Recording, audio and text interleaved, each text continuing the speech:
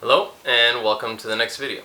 In this video I'm going to be talking about an experience I had while living in Tianjin, China. I'll call this Tutor Interrupted. So during my first year in China, I had tried to pick up the language as quickly as I could because I wanted to be able to interact with people in their own language, order things, get around, and do things without having to necessarily rely on expats who had better Chinese or Mandarin language skills, or bother a lot of locals to help me. Hey, can you help me order tickets? Can you help me take care of this and that? And I was very fortunate, and that when I was in Tianjin, China, and I was living in the Tianjin building, which I talked about in another video, that I was able to find a teacher who was running a business out of the Tianjin building through one of my coworkers. So I used to spend 1 to 2 days a week going a couple floors up to go to my lesson, and it was great because it was, I didn't have to go outside, didn't have to commute or anything. It's just an elevator ride up from my classes.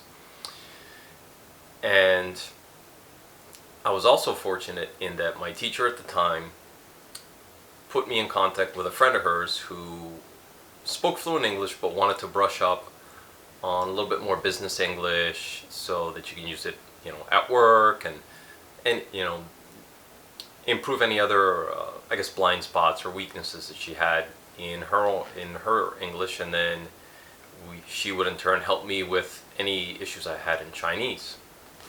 So it was win-win situation. And thank you again to my teacher. I won't mention her name, I don't want to embarrass her. But you know who you are. Thank you, and thank you to the person who I did the exchange with, who is central to this story.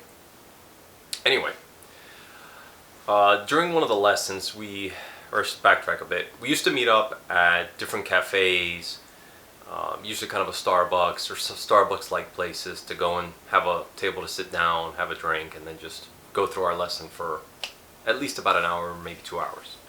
So half the time, I'd help her, and then she would help me. Just kind of, and every week the topics would change. So I recall one particular day, we ended up going to Shuiyoucheng, which, if you don't know what Shuiyoucheng is, it's the Aqua City Mall in Tianjin. It's a little bit older mall, but it was one of the big mall choices at the time. We're talking about 2011, 2012 when I was there. That did have a cafe, and it was close to a major metro line. And I believe if it wasn't off line 1, it was maybe off of another line that connected to 1. I forgot at this point. But anyhow, it was convenient for both of us. So went out there, it was either a coffee shop or like a little lemonade spot that was there, grabbed a drink, and went through our lesson. As we're going through it, and we're going through the Chinese portion, so she's helping me out. And so we're probably doing some fluency exercises or working on whatever particular grammar I was working on. A lot of my focus was on speaking because I wanted to be able to, talk with people and be able to understand what they're saying.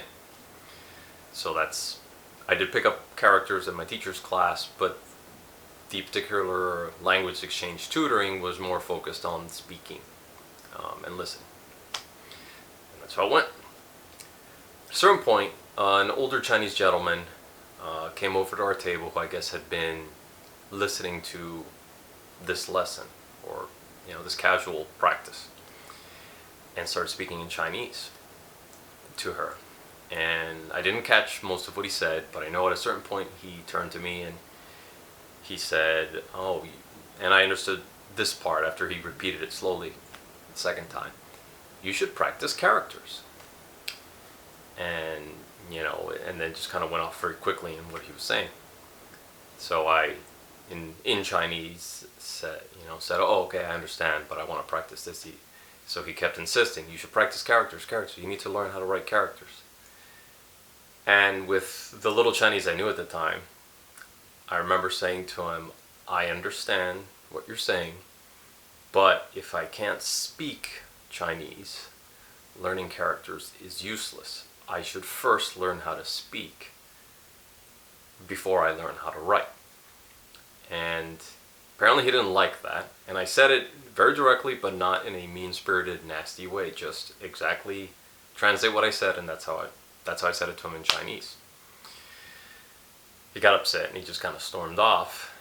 And I said to my tutor, "What's his problem?"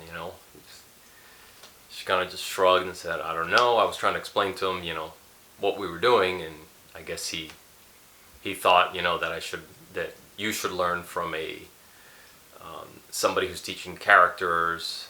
And I think she also mentioned that he was kind of adamant that I should have a male teacher too. So I didn't catch that part, but I remember her bringing something to that effect up, and I thought that was a little bit rude, but